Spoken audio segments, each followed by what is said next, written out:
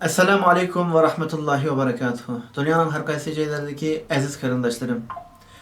Buningdan tam 90 yil burun ota-bobolarimiz necha 10 minglagan jonlarni fidan qilish orqali, nechilagan qonlarni to'kish orqali ochliqda suvsiz, sovuqlarga qaramasdan Xitoy tajovuzchilarining ishg'oliyatiga, qo'lligiga rozi bo'lmasdan bizning hur, ozod, erkin holatda yashashimiz uchun dinimizni, milliy kimligimizni erkin holatda yaşay oladigan, ixtiyoriy shaklda fikr qila oladigan, normal insonlardan bo'lsin deb nechilgan fidokorliklarni tilab 1933 yili 11 ayning 12 kuni Sharqiy Turkiston Islom Jumhuriyatini qurgan edi. Xitoy tajovuzchilari xalqimizning axloqliq tinchlikni yaxshi ko'radigan yuvosh millat ekanligini bilganligi uchun Sharqiy Turkistondan voz kechmadi ve türlük tümen tozaqlarni qurish orqali aramizga o'z ishbitini, o'z insonligini, vijdon g'ururini ve milliy kimligini, eng muhimi diniy e'tiqodini Xitoy tajovuzchiligi sotadigan insofsiz kishilardan bo'lgan nechilagan jasuslarni kirgizish orqali har turli qiltaq va tozaqlar bilan, hili-mikirlar bilan adolat, do'stlik va qarindoshlik ustiga qurilgan bu Sharqiy Turkiston Islom Jumhuriyatini yıkıp tashladı. Ammo ota-bobolarimiz bunga yanada rozi bo'lmay, yana davomli kurash qilish orqali butun dunyo bizni yolg'iz qo'ygan bo'lsa-mu, hech kim bizga yordam bermagan bo'lsa-mu, bizning qurol-yarog'larimiz, moddiy imkoniyatimiz nachar bo'lgan bo'lsa-mu, yana davomli kurash qilish orqali Allohning yordami bilan 1944-yili 11 ayning 12 kuni yana o'xshash kunda Sharqiy Turkiston davlati qaytadan qurilib chiqdi. Bu qatam Xitoy tajovuzchilari o'zining faqat moddiy imkoniyati ve nüfusning ko'pligi bilan bizni qat'iy yengolmaydiganligini his qilib, ruslarga yaloqchilik qilib, ulardan har turli yordamni va hili nayronlarni ilish orqali bizning Sharqiy Turkiston Jumhuriyatimizni qaytadan yıkıp tashladı. O kundan bu kunga qadar haq ustida mustahkam turgan irodalik, cesur, yosh erkeklar bu da'vodan, bu kurashdan hargizmi voz kechib boqmadi, bo'shib qolmadi. Xitoy tajovuzchilari hamon halok bo'lganligini bilganligi uchun bizning aramizga davomli shaklda jasuslarni kirgizib, bizning ahvolimizdan xabardor bo'lishdan voz kechib qolmadi. Xitoy tajovuzchilari Sharqiy Turkistonda yillardan beri necha avlod kishilarni o'z tarixini bilmaydigan, qahramonlarni tonimaydigan, hurlik ve azadlıktan təmin etib baxmagan, bizga o'xshash yoshlarni ve cho'nglarni asalla öz qiltaqlariga tushirib, aramizda nurg'unlagan nifoq, nurg'unlagan fitna fasod ve bo'htonlarni chaplash orqali e'tibor suiqastlari ilib beryotdi. Yoshlarimizni zaharlash uchun mayli chet elda bo'lsin, mayli vatanda bo'lsin, har xil suiqastlarni ilib beryotdi. Hattoki eng qo'rqinchlisi bizning Sharqiy Turkiston uchun, bizning avlodlarimiz uchun ve Uyg'ur xalqi uchun o'z hayotini fido qilgan, qurbonliklarni to'lagan, nurg'unlagan shu Xitoy tajovuzchilariga qarshi kurashlarni qilgan shu jumhuriyatning qurg'uvchilarining ustidan har xil fitna fasodlarni terib, aramizda, tariximizda, hozirimizda hech qanday yaxshi kishilarni qo'ymayotdi, yuz obro'ylarini dafsanda qilyotdi. Bu orqali bizning birligimizni buzib tashlayotdi.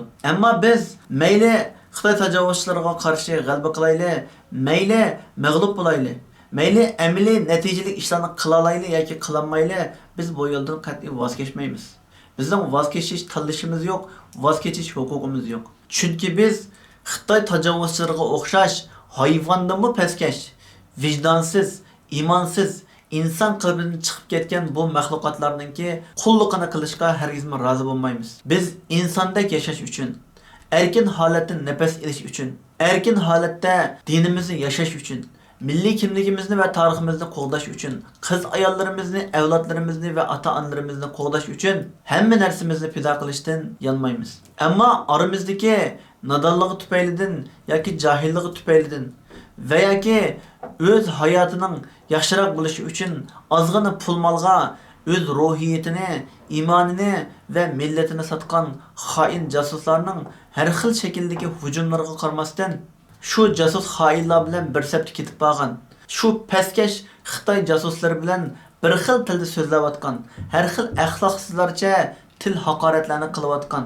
Hatto islom dinida to'ng'iz yegandanmi, cho'shqa yegandanmi ig'ir jinoyat bo'lgan. Begunoh bir musulmonni, bir insonni o'ldirgandanmi ig'ir gunoh bo'lgan.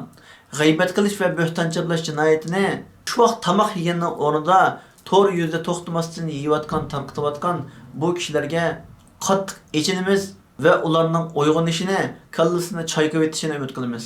Eng muhimi, ota-bobolarimizning biz uchun to'lagan badallariga loyiq, bizga qoldirgan mirosiga loyiq yashash uchun, loyiq so'z harakatda bo'lishi uchun tirishchanlik ko'rsatishini ulug' Allohdan tilaymiz. Bu muborak kunda, ya'ni biz Sharqiy Turkistonliklarning ikki jumhuriyatining qurilgan kuni munosabati bilan Sharqiy Turkiston haqida ba'zi ma'lumotlarni sizlar bilan o'rtoqlashmoqchimiz. Vatanimiz Sharqiy Turkistonning umumiy yer ko'lami 1,828,680 kvadrat kilometr bo'lib, O'rta Osiyodagi 10 davlat bilan chegaralashadi. Xitoy tajovuzchilari butun dunyoni ishg'ol qilish tushini amalga oshirish uchun cho'qim Sharqiy Turkistonni besib o'tish kerak. Sharqiy Turkiston Xitoy tajovuzchilarining dunyoga echilishdagi birdan-bir yo'li va birdan-bir eshigi. Shuning uchun Xitoy tajovuzchilari Sharqiy Turkistonni ishg'ol qilish tushidan necha yuz yillarcha voz kechmagan va ishg'oliyat urushini davomlashtirgan. Vatanimiz Sharqiy Turkiston, Mong'oliya, Rossiya, Qozog'iston, Qirg'iziston, Tojikiston, Afg'oniston va Pokiston, Hindiston va Tibet. Afsuski, yalmog'iz tajovuzchi Xitoylarning tuproqlari bilan chegaralashadi. Yana da vatanimiz Sharqiy Turkistonda 138 xildan ortiq kon boyligi mavjud bo'lib, Xitoy tajovuzchilarininki yer osti neft, oltin, temir, tuz va boshqa butun boyliqlarninki %70%ni Sharqiy Turkistondan ta'minlanadi. Xitoy tajovuzchilarining boshqa davlatlarga to'lagan, ya'ni Sharqiy Turkistonni ishg'ol qilish va Xitoy davlatining qurilish jarayonidagi boshqa davlatlardan, Rossiyadan, uningdan bunga olgan butun qarzlarininki 50%dan ko'pragini Sharqiy Turkistondan chiqqan shu oltin, kumush, neft qatorliq shu boyliqlar bilan to'lagan ekan. Vatanimiz Sharqiy Turkiston mustaqil bo'lgan vaqtda yoki mustaqil bo'lsa edi, hozirgi eng cho'ng 10 davlatning, ya'ni tuprog'i eng cho'ng bo'lgan 10 davlatning birisining qatoriga kiradi. Vatanimiz Sharqiy Turkiston Turkiya tuprog'ining 2 hassidan ko'proq. Yana vatanimiz 3 tane Fransiya, 4 tane Yaponiya, 5 tane İtalya, 6 tane Germaniya, 6 tane O'zbekiston, 7 tane Angliya, 15 tane Bulgariston, 16 tane Koriya, 40 tane Gollandiya, 54 tane Belgiya, 143 tane Qatardan tuprog'idan cho'ng. Ya'ni vatanimiz Sharqiy Turkiston nupusi 35 million bo'lib, Yevropadagi nechilgan davlatlarning nupusidan ko'p. Shuning uchun biz Sharqiy Turkistonning nihoyatda kuchli bir davlat bo'lib qurilib chiqadiganligiga, insoniyat madaniyatiga to'p qo'shilganligiga, Xitoy tajovuzchilarining ishg'oliyat, yana dunyoni ishg'ol qilish uchun uyg'otadigan Xitoy tajovuzchilariga haddini bildiradigan bir kuch, birdan bir umid Sharqiy Turkiston. Buning uchun butun dunyo xalqi, butun dunyo insonlari, davlatlari Sharqiy Turkiston kirishiga qattiq yordam berish kerak. Agar yordam bermagan taqdirda nurg'ulg'an xoin munofiqlarning va Xitoylarning dushmanligiga qarshi biz bu yo'limizni davomlashtiramiz. Inshaalloh biz bu ulug' g'oyamizni amalga oshirolmasakmi, avlodlarimizning kelgusida bu g'oyani amalga oshiradiganligini, ota-bobolarimizninki bu ulug' nishonning chuqur amalga oshiradiganligiga shak shubhasiz ishonamiz. Buning uchun duo qilamiz. Biz davlatimizni qurish ko'rishini rasmiy boshlaganda yoki davlatimiz qurilganda Xitoy tajovuzchilarining haqiqiy qo'rqinchoq nachar abtibashisi butun dunyo ko'radigan holatda o'tirg'i chiqadi. Hammangizlarning xolis duolarda bo'lishini umid qilamiz. Ko'rishguncha omon bo'lgaysizlar. Allohga emanet.